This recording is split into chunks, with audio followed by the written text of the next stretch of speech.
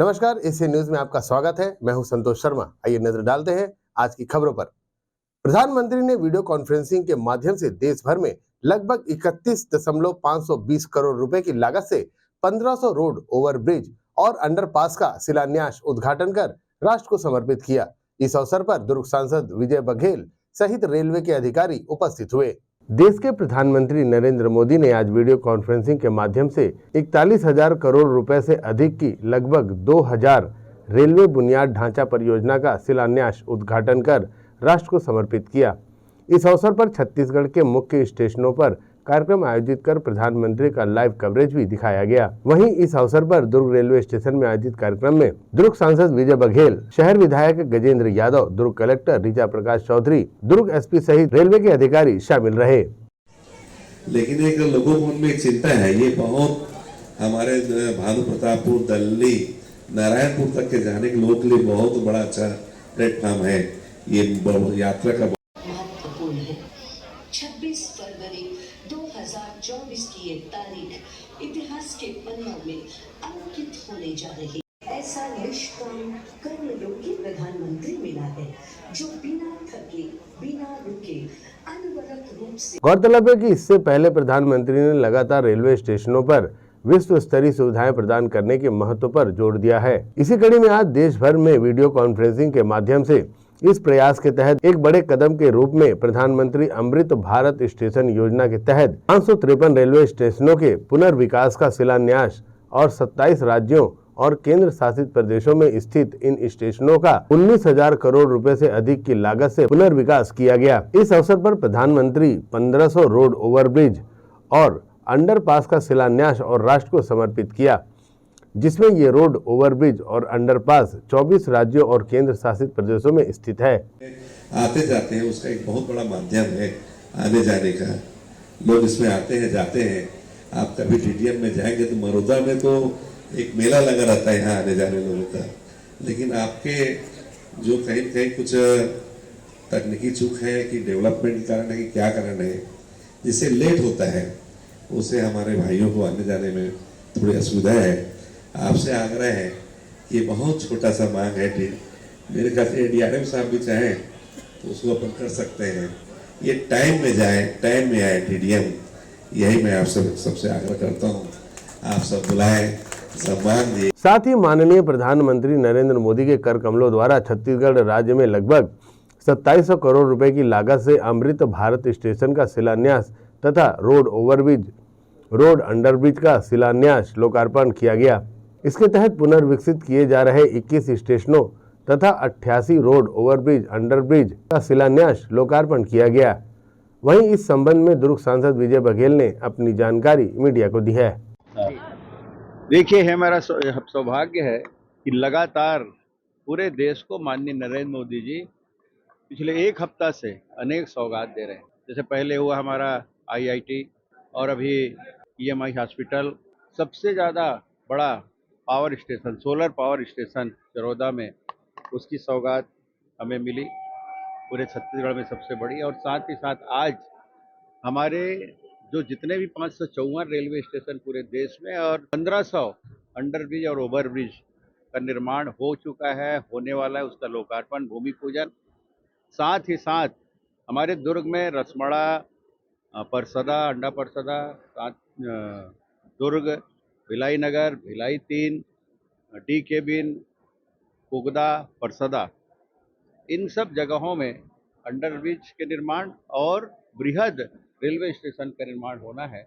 उसके लोकार्पण, भूमि पूजन में हम सब यहाँ उपस्थित हैं। ये हमारा सौभाग्य है कि हम सब को ऐसे यशस्वी प्रधानमंत्री मिले हैं जो लगातार इस देश के इंफ्रास्ट्रक्चर को बनाने में लगे हैं। हर क्षेत्र में देश आगे बढ़ रहा है और विश्व स्तर पर हमें अनेक व्यवस्थाएं मिल रही है। ये सब सौभाग्य देने वाले माननीय यशस्वी प्रधानमंत्री जी को हम सब सतत नमन करते हैं, प्रणाम करते हैं और उनको बहुत बहुत धन्यवाद देते हैं। एशियन न्यूज के लिए दुर्ग से नसीम फारूकी की रिपोर्ट। प्रधानमंत्री नरेंद्र मोदी अमृत भारत स्टेशन के तहत बिलासपुर जोन के 27 स्टेशनों और 83 नए ओवर और अंडर ब्रिज के लिए करीब 2700 करोड़ रुपए के रेल प्रोजेक्ट का वर्चुअल लोकार्पण और शिलान्यास किया। स्थानीय स्तर पर दुर्ग जिले में आयोजित कार्यक्रम में क्षेत्रीय विधायक व भाजपा के पदाधिकारियों की मौजूदगी रही। इस दौरान प्रधानमंत्री ने उपस्थित जनप्रतिनिधियों व आम लोगों से संवाद भी किया। प्रधानमंत्री नरेंद्र मोदी ने अमृत भारत स्टेशन योजना के तहत देश भर के विभिन्न स्टेशनों के पुनर्विकास की आधारशिला रखी। इस कार्यक्रम में प्रधानमंत्री की वर्चुअल उपस्थिति बनी रही। वहीं दुर्ग सहित भिलाई नगर और भिलाई 3 चरोदा के स्टेशन में प्रत्यक्ष कार्यक्रम आयोजित किया गया। साथ ही भिलाई 3 सहित डी केबिन BMY उर्ला में बने रेलवे अंडरब्रिज का लोकार्पण किया गया। डी केबिन BMY चरोदा के आयोजित कार्यक्रम में निगम के उप नेता प्रतिपक्ष चंद्र प्रकाश पांडे सहित अन्य पार्षद और भाजपा पदाधिकारी उपस्थित थे। रेलवे से जुड़ी 2000 से अधिक परियोजनाओं का शिलान्यास और लोकार्पण हुआ है। अभी तो इस सरकार के तीसरे टर्म की शुरुआत जून महीने से होने वाली है। अभी से जिस स्केल पर काम होना शुरू हो गया है, जिस स्पीड पर काम होना शुरू हो गया है, वो सबको हैरत में डालने वाला है। कुछ दिन पहले मैंने जम्मू से एक साथ IIT, IIM जैसे दर्जनों बड़े शिक्षण संस्थाओं का लोकार्पण किया। कल ही मैंने राजकोट से एक साथ 5 एम्स और अनेक मेडिकल संस्थानों का लोकार्पण किया। और अब आज का ये कार्यक्रम है, आज 27 राज्यों के करीब 300 से अधिक जिलों में 550 से ज्यादा रेलवे स्टेशनों के कायाकल्प का शिलान्यास हुआ है।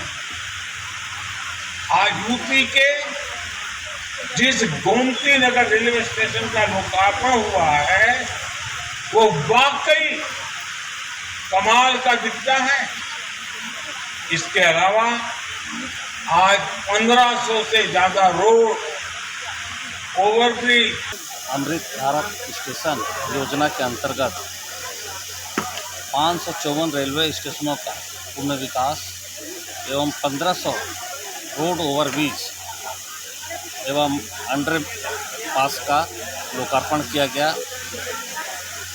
ये बहुत ही अद्भुत कार्य है प्रधानमंत्री मोदी जी का। देश को समर्पित 41,000 करोड़ रुपए का लोकार्पण हुआ है।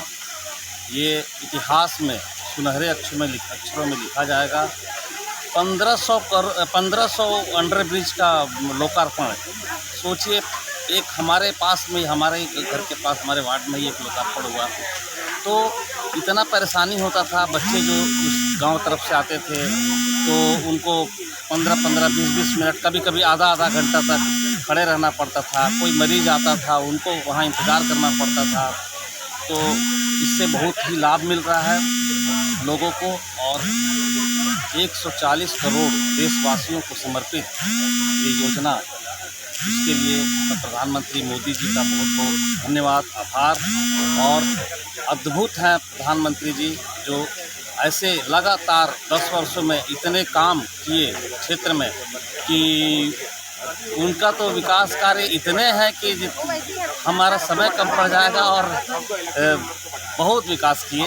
ऐसे प्रधानमंत्री को हम चाहेंगे, हमारे देशवासी चाहेंगे कि फिर से चुन के, ये मई में चुनाव है, फिर से आएँ और देश के प्रधानमंत्री हमारे वैसे भी बोल रहे हैं कि अभी हम 5वें स्थान पे हैं विश्व में, तो हम आर्थिक स्थिति से हम तीसरे स्थान पे आ जाएंगे। तो आने वाले समय में हम बहुत उम्मीद रखे हैं कि ऐसे प्रधानमंत्री, अद्भुत प्रधानमंत्री, ऐसे हमारे प्रधानमंत्री, प्रधानमंत्री के पास ऐसा लगता है कि उनके पास कोई दिव्य शक्ति है जो पूरे विश्व में उनकी ख्याति बढ़ते जा रही है और नंबर 1 विश्व के नेता कहला रहे हैं। ये हमारे लिए भी गर्व की बात है, हम पूरे भारतवासियों के लिए गर्व की बात है। बहरहाल इस अवसर पर स्कूली बच्चों सहित रेलवे के अधिकारी कर्मचारी शामिल रहे। एशियन न्यूज के लिए भिलाई 3 चरोदा से शैलेंद्र खरे की रिपोर्ट। छत्तीसगढ़ विधानसभा बजट सत्र के 15वें दिन की कार्यवाही सोमवार को शुरू हुई। प्रश्नकाल में अजय चंद्राकर ने अपने सवाल में सरकार से जानना चाहा कि पैरादान के लिए जो परिवहन किया गया आखिरकार उसका भुगतान किस तरह से किया गया है। साथ ही अजय चंद्राकर ने पैरादान के भुगतान के मद की भी जानकारी मांगी। जवाब में मंत्री बृजमोहन अग्रवाल ने बताया कि पैरा का परिवहन स्थानीय दर पर ट्रैक्टर और अन्य उपलब्ध वाहन से किया गया है। इसके बाद अजय चंद्राकर ने कहा कि 14वें वित्त आयोग की राशि गौठान को नहीं दी जा सकती, फिर किस आधार पर वित्त आयोग का पैसा दिया गया। विधायकों की कमेटी या प्रश्न एवं संदर्भ समिति से इसकी जांच होनी चाहिए। जिसके बाद मंत्री बृजमोहन अग्रवाल ने कहा कि मामले में अजय चंद्राकर को भ्रष्टाचार की आशंका है, इसलिए प्रश्न संदर्भ समिति के मामले की जांच कराई जाएगी। ऐसी बुद्धि आप लोगों ने कहां से जुटाई, उस बुद्धि को तो हमको बताइए, उससे चरण स्पर्श करेंगे। मैं माननीय मंत्री जी से ये जानना चाहूंगा, प्राइस के बारे में बोल रहे हैं कि और कोई दूसरी? नहीं भैया, मेरा 11वां नंबर के बारे में बोल रहा हूँ। आप चरण स्पर्श करेंगे? ये बुद्धि वाले का नहीं, चरण जी बैठे हैं इसलिए पूछ रहा हूँ। चरण स्पर्श करेंगे? उसका दिन भर कर लूंगा मैं। चलिए ठीक है। माननीय मंत्री महोदय, मैं आपसे जानना चाहता हूं कि पैरा खरीदी जो की गई उसका दर किस आधार पर कैसे निर्धारित किया गया। एक सहायक प्रश्न उसी का है, 14वां वित्त आयोग और गोधन न्याय योजना जो बनाई गई थी उससे पैरा खरीदी की जा सकती है क्या? 14वां-15 वित्त आयोग से और गोधन न्याय योजना के पैसे से पैरा खरीदी की जा सकती है क्या? दर का निर्धारण और उन दोनों मद से गोबर की खरीदी की जा सकती है क्या? माननीय अध्यक्ष महोदय, पैरा खरीदी नहीं की गई है, पैरा दान में मिला है। पैरा दान का, चलिए ये भी अच्छा है। पैरा दान के, सही में मैं गलत प्रश्न किया था, मैं स्वीकार कर लेता हूं। पैरा दान के परिवहन में आप 14-15वां वित्त आयोग या गोधन न्याय योजना के राशि का इस्तेमाल कर सकते हैं क्या? उसके योजना में है क्या? और 45 लाख टन को तौलाने में आपने कितना पैसा खर्च किया, कैसे निर्धारित किया उसको? माननीय अध्यक्ष महोदय, पैरा परिवहन के लिए जो भुगतान की राशि की गई है उसका प्रावधान योजना में था। माननीय अध्यक्ष महोदय, मैंने पूछा है, उसका उत्तर नहीं आया। मैंने कहा दर का निर्धारण किस आधार पर हुआ? 14वां-15वां वित्त आयोग से पैरा परिवहन किया जा सकता है, ये है क्या? दूसरा, गोधन न्याय योजना की जो योजना बनाई थी उसमें पैरा परिवहन किया जा सकता है क्या? एकदम बहुत स्पष्ट प्रश्न है ये। माननीय अध्यक्ष महोदय, क्योंकि जो गौठान प्रबंध समितियां हैं उनको प्रबंध समितियों को 21-22 में 24 करोड़ 80 लाख रुपए, 22-23 में 28 करोड़ 26 लाख 50 हजार रुपए और इस प्रकार से कुल 53 करोड़ 6 लाख 50 हजार रुपए की राशि इनको दी गई है जो गौठान समितियां हैं, और गौठान समितियों ने परिवहन में इसका व्यय किया है। माननीय अध्यक्ष महोदय, फिर मेरे प्रश्न का उत्तर नहीं आया। माननीय अध्यक्ष महोदय, मैंने बताया कि 14वें और 15वें वित्त आयोग की जो राशि है उसमें से इसको गौठानों को राशि मेरा उत्तर नहीं आ रहा है माननीय अध्यक्ष महोदय। 14वें-15वें वित्त आयोग की एक पंचायत बता दीजिए, एक जगह बता दीजिए कि इस पंचायत या इस जिले से इतनी राशि गौठान समिति को स्थानांतरित की गई। जो आपने कहा गौठान समिति को स्थानांतरित की गई 14वें-15वें वित्त, एक उदाहरण बता दीजिए कौन से जिले में किस प्रक्रिया के तहत उसको स्थानांतरित की गई। फिर मैं दूसरा प्रश्न पूछूंगा। सभी जिलों में और सभी गौठानों को स्थानांतरित की गई। ये फिर परिशिष्ट देख लीजिए माननीय अध्यक्ष महोदय, 14वें-15वें वित्त आयोग से सिर्फ 3 जिले में भुगतान हुआ है, सभी में कहां से आ जाएगा? सिर्फ 3 जिले में भुगतान हुआ है, परिशिष्ट देख लीजिए। तो माननीय मंत्री जी माननीय मंत्री जी कह रहे हैं, अभी कहे कि सभी जिलों में 14वें-15वें वित्त आयोग से भुगतान हुआ है, बाकी जगह गोधन न्याय से भुगतान हुआ है। तो आप जब 3 जिले में भुगतान हुआ तो आपने कैसे कह दिया कि सभी जिलों में? ऐसा नहीं है। 14वें-15वें वित्त आयोग की राशि में रखरखाव का एक मद है और दूसरा जो मूल अनुदान का अनाबद्ध राशि। माननीय 14वें और 15वें वित्त आयोग की राशि में 10% पैसा इस काम में खर्च करने की अनुमति है और उसी राशि से ये पैसा खर्च किया गया है। गोधन न्याय योजना के मद से 53 करोड़ 50 लाख रुपए दिया गया है जो मजदूरी और परिवहन व्यय में खर्च किया गया। और आपने शेष से गोबर ये परिवहन नहीं किया, शेष की राशि से पैरा परिवहन किया है कि नहीं किया, ये बता दीजिए मुझको।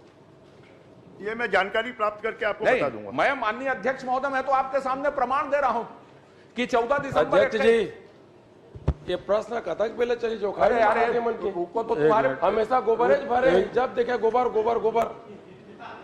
माननीय अध्यक्ष महोदय, राम कुमार जी आप बैठिए। नहीं, माननीय अध्यक्ष महोदय, मुझे अलग से जानकारी नहीं चाहिए, यदि मुझे सदन में चाहिए जानकारी। यदि आप अधिकारी बैठे नहीं संतुष्ट नहीं है तो दूसरे विकल्प भी होते हैं प्रश्नकाल में। यदि संतुष्ट नहीं है तो चर्चा भी ले सकते हैं। सर, आप 4 दिन का समय है, यदि आप चर्चा स्वीकृत करेंगे तो मैं चर्चा कर दूंगा, उसको नहीं पूछा हूं। माननीय अध्यक्ष महोदय, बहुत क्लियर कट है कि मैं प्रमाण दे रहा हूं कि शेष की राशि का मैंने बताया कि पैरा ढुलाई के लिए उपयोग हुआ है, जिसको इसमें छिपाया गया। मैं अभी टेबल कर सकता हूं उस प्रमाण को, आप अनुमति देंगे तो। मैं ये कह रहा हूं कि पैरा ढुलाई में दूरी के आधार पर आप जो 250, 285 से 1000 बता रहे हैं, एक जिला आपने भुगतान किया होगा 14वें 15वें वित्त आयोग से, कोई भी एक जिला पकड़ लीजिए, उसमें जांच करवा दीजिए यदि पैरा आप प्रश्न कर लीजिए ना। अरे साहब, मैं आप सीधे प्रश्न कर रहा हूं माननीय अध्यक्ष महोदय, इसकी जांच करवाएंगे? बस विधानसभा को गुमराह किया जा रहा है। ब्रिजमोहन जी जांच कराएंगे क्या? निश्चित रूप से माननीय अध्यक्ष महोदय, विधायकों की समिति से। चलिए, बहुत वरिष्ठ विधायक पूर्व मंत्री जी इस यहाँ वक्त हो चुका है एक छोटे से ब्रेक का, बने रहिए हमारे साथ।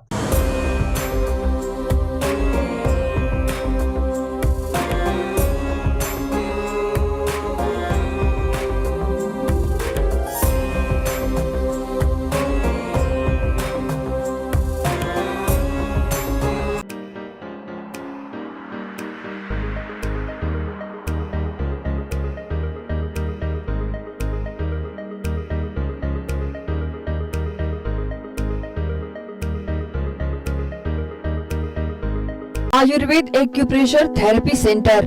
चर्म रोग, दांत खाज, खुजली, चेहरा पर किसी प्रकार की झाइयाँ, दाग धब्बे, फोड़ी फुंसी, प्रेगनेंसी, स्ट्रेच मार्क आदि का गारंटेड इलाज। जी हाँ, आयुर्वेदिक एक्यूप्रेशर थेरेपी सेंटर।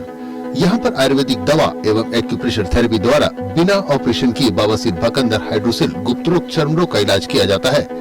बवासीर, भकंदर, फिशर का बिना ऑपरेशन इलाज, मलद्वार की जितनी भी पुरानी तकलीफ हो, जैसे खून आना, चुभने जैसा दर्द होना, जलन, मस्सा, मवाद आना, पेट साफ ना होना आदि का जड़ से गारंटेड इलाज।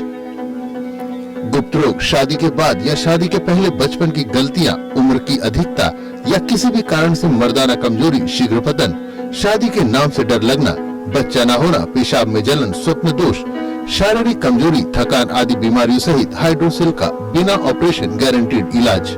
महिला गुप्त रोग, बवासीर, भकंदर, फिशर का बिना ऑपरेशन जड़ से गारंटेड इलाज। माहवारी गड़बड़ी, सफेद पानी जाना, हाथ पैर में जलन, दर्द, कमर में दर्द, बच्चा न होना, मिर्गी, पुराने से पुराना घाव, गैंग्रीन का इलाज किया जाता है। हमारा पता डॉक्टर हीरा, गया नगर, दुर्ग। मोबाइल नंबर 9981659182 और भिलाई में 18 नंबर रोड, पटेल डेयरी के पास, कैंप 1 भिलाई। Mobile number 8815563954।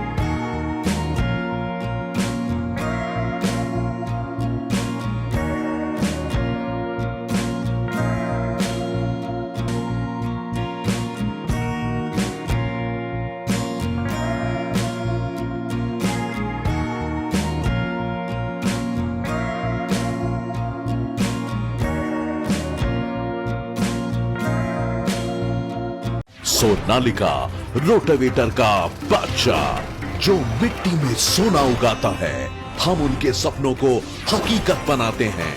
खेती के उपकरणों में दुनिया का number 1 heavy duty range Sonalika agro solutions पेश करते हैं सोनालिका शानदार रोटावेटर ऑफर। त्योहार के अवसर पर लाखों के उपहार।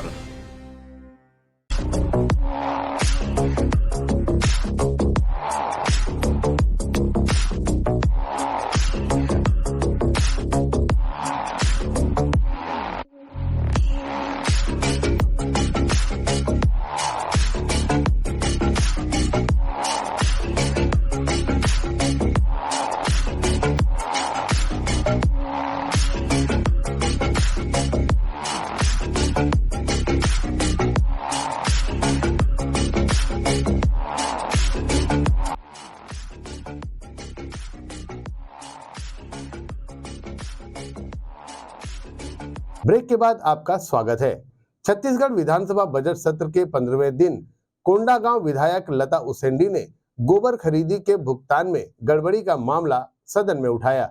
उन्होंने कहा कि जिसके पास मवेशी कम है उन्हें ज्यादा भुगतान किया गया है, तो कहीं गोबर कम खरीदा गया है और भुगतान ज्यादा किया गया है। गड़बड़ी हुई है, जांच कराएंगे क्या? इस पर मंत्री बृजमोहन अग्रवाल ने जारी की गई राशि की जानकारी दी। इस पर विधानसभा अध्यक्ष ने आसंदी से कहा कि चारा कम खाए हैं, गोबर ज्यादा कैसे दिए, किस नस्ल की गाय और भैंस है, इसकी जांच करानी होगी। इस पर बृजमोहन अग्रवाल ने कहा कि प्रश्न संदर्भ समिति इसकी जांच करेगी, जिसे विधानसभा अध्यक्ष ने सहमति भी दे दी है। पैरे की बात आई है माननीय अध्यक्ष महोदय, मैं गोबर की बात भी करना चाहूंगी। गोबर खरीदी के लिए सरकार ने अलग से कोई मद रखा है या फिर जो जानकारियां यहाँ पे दी गई थी अलग अलग रखा है, या बजट में स्पेशल इसके लिए कोई अलग से मद रखा गया है क्या? माननीय अध्यक्ष महोदय, जो गौठान समिति है उसके माध्यम से ही गोबर खरीदी का मद रखा गया है। माननीय अध्यक्ष महोदय, गौठान समितियों को क्या अलग से पैसा सरकार देती है क्या कि आपको गोबर खरीदने के लिए, या फिर किस मद से दिया जाता है? इसके लिए अलग से मद है, गोबर खरीदी के लिए उस मद से उनको पैसा दिया जाता है। माननीय अध्यक्ष महोदय, इसमें एक जानकारी दिया गया है कि 30,000 तक का भुगतान किसी भी हितग्राहियों को नहीं किया गया है और हितग्राही के द्वारा स्वीकार किया जाता है कि हमारे पास जितनी मवेशी है उसके आधार पर हम उतना गोबर उत्पादन, वो गोबर नहीं है हमारे पास। लेकिन भुगतान का अगर सूची देखें तो माननीय अध्यक्ष महोदय, कई ऐसे क्षेत्र हैं जहां पे जितने मवेशी लोगों के पास नहीं है उससे ज़्यादा गोबर बेचने का और खरीदने का मामला है और उसको भुगतान भी उसी तरीके से किया गया है। तो जिस तरीके से माननीय अजय चंद्राकर जी के प्रश्न को लेकर समिति से जांच कराने की बात की गई थी, मैं यहाँ पे बताना चाहूँगी अध्यक्ष, जानकारी देना चाहूँगी अध्यक्ष महोदय, एक हितग्राही जिसके पास 10 मवेशी है, वो खुद कह रहा है कि मैं 52,000 किलोग्राम गोबर ही मेरे पास उपलब्ध था, लेकिन जब वहाँ पे जो खरीदी दर्शाई गई है अध्यक्ष महोदय, वो 5,44,923 किलोग्राम गोबर की खरीदी। इनका तो मूल प्रश्न ये है, चारा कम खाए गोबर ज्यादा कैसे दिए? माननीय अध्यक्ष महोदय, कोंडागांव में विधानसभा में कुल 96,959 क्विंटल गोबर की खरीदी की गई है और उस गोबर खरीदी के अगेंस्ट में 21-22 में 20-21 में 60 लाख रुपए, 21-22 में 57,62,000 रुपए और 22-23 में 75 लाख, इस प्रकार कुल 1,93,00,000 रुपए का भुगतान हुआ है। वही तो प्रश्न है माननीय अध्यक्ष महोदय, जिसके पास मवेशी कम है उसको जो राशियां प्रदान की गई और गोबर ज्यादा खरीदी गई है, क्या इसका जांच समिति से कराएंगे क्या? क्योंकि दारू का पैसा कहाँ पे पहुंचा है वो तो सबको पता है। तो किस नस्ल की गाय या भैंस है उसकी जांच कराना पड़ेगा। गंभीर प्रश्न है ये। संबंधित मुद्दा है, चारे का है, चारे के भुगतान का है, गोबर का है, तो मैं सोचता हूं कि जो प्रश्न संदर्भ समिति को आप संदर्भित करने वाले हैं उसमें आप ये गोबर के प्रश्न इसको भी जोड़ लेंगे। पुन्नूलाल मोहल्ले जी। सीतापुर विधायक रामकुमार टोप्पो ने मात्रात्मक त्रुटि की वजह से जाति प्रमाण पत्र से वंचित लोगों को जाति प्रमाण पत्र और अन्य योजनाओं का लाभ देने का मामला सदन में उठाया। जवाब में संसदीय कार्य मंत्री बृजमोहन अग्रवाल ने कहा कि राज्य सरकार प्रयास करेगी। प्रदेश की विष्णुदेव साय सरकार इस मामले में संवेदनशील है। राज्य सरकार इस मामले में केंद्र सरकार से पत्राचार कर रही है। मैंने उस बच्चे को पूछा कि स्कूल जथस की नहीं, तो उसका जवाब ये था अध्यक्ष महोदय कि हमार तो जाति प्रमाण पत्र बने नहीं, तो मैं स्कूल जाके क्या करूं। माननीय अध्यक्ष महोदय, मैंने आदिम जाति विकास मंत्री जी से यह जानना चाहूँगा कि सरगुजा संभाग में माझी समाज के जाति प्रमाण पत्र में मात्रात्मक त्रुटि के कारण उनकी जाति नहीं बन पा रही है, तो क्या इसमें किसी प्रकार का गाइडलाइंस जारी किया गया है या इसको किसी विभाग में भेजा गया है? माननीय अध्यक्ष महोदय। माननीय महोदय, केंद्रीय जनजाति कार्य मंत्रालय को इस संबंध में पत्र भेजने की कार्रवाई हम कर रहे हैं। माननीय अध्यक्ष महोदय, क्योंकि ये कार्रवाई जल्द करने की ज़रूरत है, क्योंकि जिस समाज के बारे में मैं उल्लेख कर रहा हूँ इनकी परिस्थिति अति दयनीय है। और इसका फ़ायदा उठाकर कुछ असामाजिक तत्व लोग, जैसे उनकी सामाजिक स्थिति ठीक नहीं होने के कारण से वो ज़मीन अपना विक्रय करते हैं, तो उनकी साक्षरता उस हिसाब से नहीं होने के कारण से यदि 1 एकड़ ज़मीन वो बेच रहा है तो उसके आगे शून्य लगाकर उसकी पूरी की पूरी ज़मीन हथियाने का काम, उन्हें बंधुआ मजदूर बनाने का काम तक किया जा रहा है। और ये निरंतर इस जाति प्रमाण पत्र के लिए लड़ाई कर रहे हैं। तो इसलिए अति गंभीर विषय है, इसको जल्दी से इस त्रुटि को सुधारने के लिए प्रक्रिया किया जाए। और एक सवाल जो कि मैं जनसंपर्क के दौरान एक 10 साल के बच्चे ने हमसे किया था, मैं उस सवाल को सदन के सामने रखना चाहूँगा और चाहूँगा कि मंत्री जी भी इस सवाल पर गौर करें। मैंने उस बच्चे को पूछा कि स्कूल जथस कि नहीं, तो उसका जवाब ये था अध्यक्ष महोदय कि हमार तो जाति प्रमाण पत्र बनेच नहीं, तो मैं स्कूल जाके का करूँ। तो ये 10 साल के बच्चा जो कि एक समाज का एक नई पीढ़ी है, उसमें यदि ऐसी भावनाएं फैल रही है सिर्फ एक जाति प्रमाण पत्र कार्ड, जबकि जो सौता और सौता दोनों एक ही जाति के लोग हैं, सामाजिक परिस्थिति दोनों की खराब है, तो इसको जल्दी से सुधारा जाना चाहिए। और इस सवाल का जवाब मैं चाहूँगा वो 10 साल के बच्चे का मंत्री जी जवाब देंगे। धन्यवाद। माननीय अध्यक्ष महोदय, केंद्र की सरकार ने आपके समय के प्रस्ताव के ऊपर में 12 जातियों को अनुसूचित जनजाति में शामिल किया और केंद्र की सरकार इस मामले में संवेदनशील है और हमारी विष्णुदेव साई जी की सरकार, उनके नेतृत्व में चलने वाली, ये भी संवेदनशील है।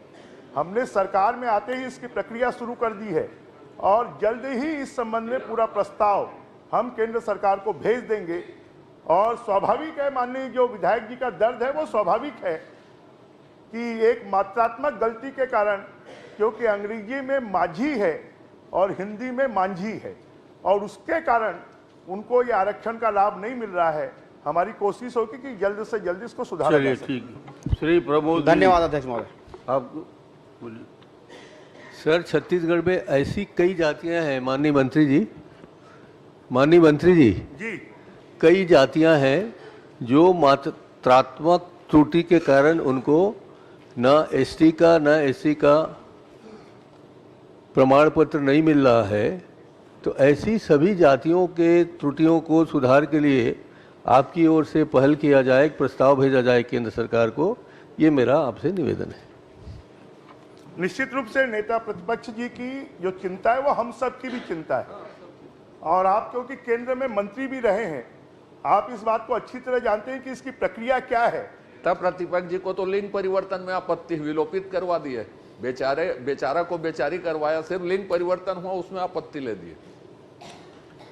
प्रमोद मीन जी, ठीक हो गया जवाब। तो इसलिए माननीय अध्यक्ष जी, जो नेता प्रतिपक्ष की चिंता हम सबकी चिंता है और हमारी कोशिश होगी कि जल्द से जल्द मात्रात्मक त्रुटि के कारण जिनको लाभ नहीं मिल रहा है उनको भी लाभ मिले और इसके लिए हमारी सरकार पूरी तरह वचनबद्ध है और इस काम को हम करेंगे।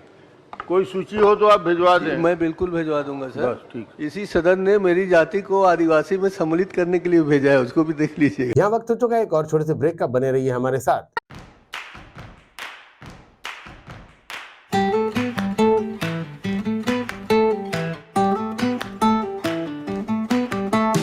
नन्हे नन्हे प्यारी जान, पढ़ेंगे लिखेंगे तभी तो बनेंगे भारत की पहचान। बच्चों से ही है कल का भविष्य, तो आइए उदय पब्लिक स्कूल में जल्द ही एडमिशन कराइए। जी हाँ, एडमिशन शुरू हो चुके हैं। नर्सरी से कक्षा 8वीं तक आपके निकट उदय कॉलेज कैंपस नियर एसीसी बोगदा पुल, नंदनी रोड, जामुल, भिलाई में स्थित 2019 से गुणवत्ता भर शिक्षा प्रदान करने वाला आपके क्षेत्र में पहली बार, जिसका नाम है उदय पब्लिक स्कूल। जी हाँ, सभी कक्षाओं के लिए निःशुल्क प्रवेश। स्कूल नर्सरी से कक्षा 8वीं तक के लिए इस वर्ष प्ले ग्रुप की भी शुरुआत की जा रही है। सरकार द्वारा 25% छात्रों के लिए मुफ्त शिक्षा प्रदान की जाएगी। प्रवेश के लिए जल्दी करें। बस वैन की सुविधाएं भी उपलब्ध है। पुस्तकालय सुविधाएं है, सीसीटीवी कैमरा, संगीत कक्ष, खेल और सांस्कृतिक गतिविधियां, मल्टीपर्पस हॉल, महत्वपूर्ण दिन और त्योहारों को भी यहाँ मनाया जाता है। कंप्यूटर लैब और स्मार्ट क्लास शिक्षण सुविधाएं भी उपलब्ध की जाती है। अग्नि सुरक्षा के लिए भी सुविधाएं उपलब्ध है। बच्चों के अंग्रेजी बोलने पर भी महत्वपूर्ण ध्यान दिया जाता है। तो फिर देरी किस बात की, जल्दी कीजिए क्योंकि एडमिशन शुरू हो चुके हैं उदय पब्लिक स्कूल में। आपके निकट उदय कॉलेज कैंपस, निकट एसीसी बोगदा पुल, नंदनी रोड, जामुल, भिलाई में।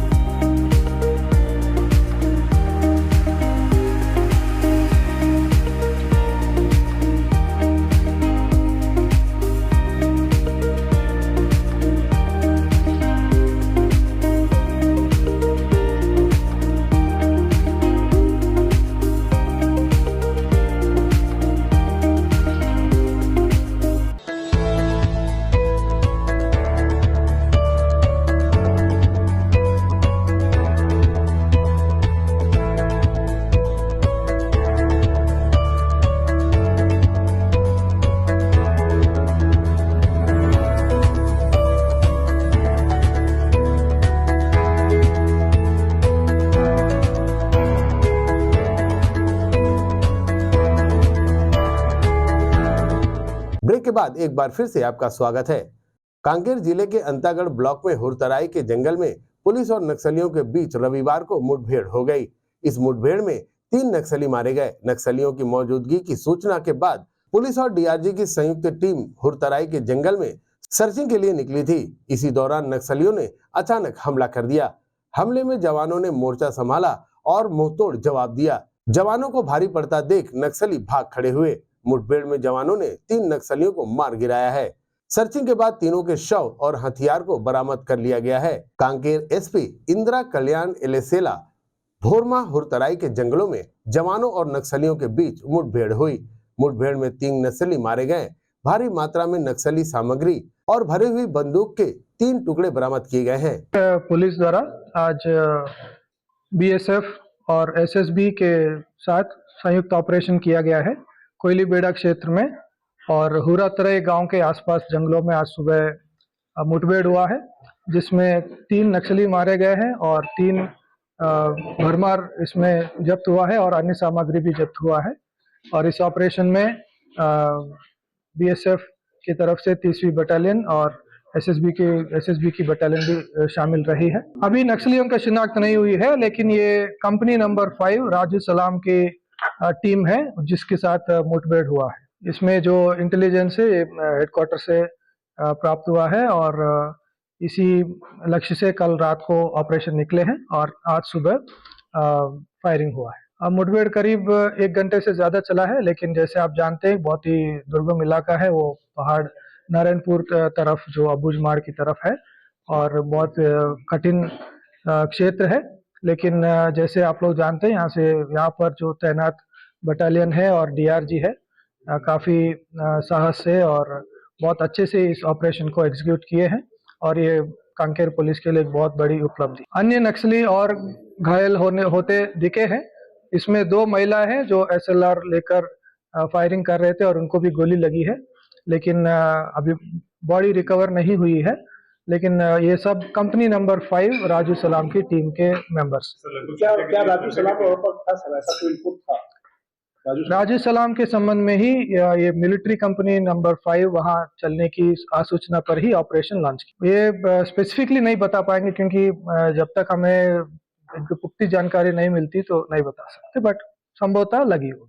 नक्सलियों का करीब 50 के संख्या में लग रहा था जिस तरह से मुठभेड़ हुआ है, लेकिन पहाड़ी क्षेत्र है, हो सकता है फैले हुए हैं तो और ज़्यादा नंबर भी हो सकते। राजू सलाम कंपनी कमांडर है। अभी फिलहाल मुठभेड़ हुआ है, तो 1-2 दिन में पूरी जानकारी देश के जनता की मेहनत की कमाई सहारा इंडिया और अनेकों चिटफंड कंपनियों द्वारा हड़प लिए जाने से आक्रोशित पीड़ित परिवारों ने महामहिम राष्ट्रपति महोदया के नाम जिला कलेक्टर को ज्ञापन सौंपा है। केंद्र सरकार और राज्य सरकारों की मिलीभगत और लापरवाही का आरोप लगाते हुए देश भर के करोड़ों आम जनता की गाड़ी कमाई सहारा इंडिया और अनेकों चिटफंड कंपनियों ने कई अरब रुपया हड़प लिया है, जिसे केंद्र सरकार और राज्य सरकार मूक दर्शक बनकर देख रही है।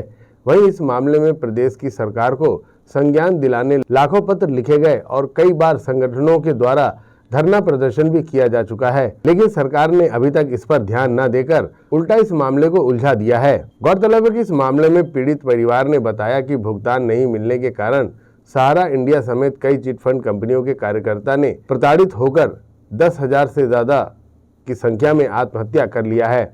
इसी कड़ी में आज संयुक्त निवेशक मोर्चा के बैनर तले सैकड़ों पीड़ित परिवार ने दुर्ग कलेक्टर पहुंच महामहिम राष्ट्रपति महोदया, प्रधानमंत्री सहित अन्य लोगों के नाम दुर्ग कलेक्टर को ज्ञापन सौंपा है।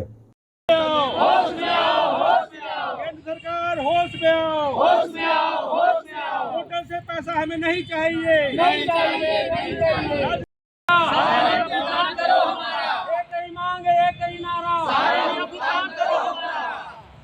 सहारा इंडिया समेत देश भर के सभी चिटफंड कंपनियां का संपूर्ण भुगतान करवाने की मांग को लेकर अपनी 12 सूत्री मांगों को लेकर देश भर के संगठनों ने संयुक्त रूप से ज्ञापन सौंपा और कहा कि अगर इस मांग पत्र पर जल्द विचार नहीं किया गया तो आगामी दिनों में अनिश्चितकालीन धरना किए जाने की चेतावनी भी हम दे रहे हैं। हम लोग आज यहाँ पे ज्ञापन सौंपे हैं माननीय राष्ट्रपति को, प्रधानमंत्री को, सहकारिता मंत्रालय को, और उसमें मांग हमने रखी है जो पुरानी हमारी मांग है, जो 10 वर्षों से हम लोग मांग रहे हैं।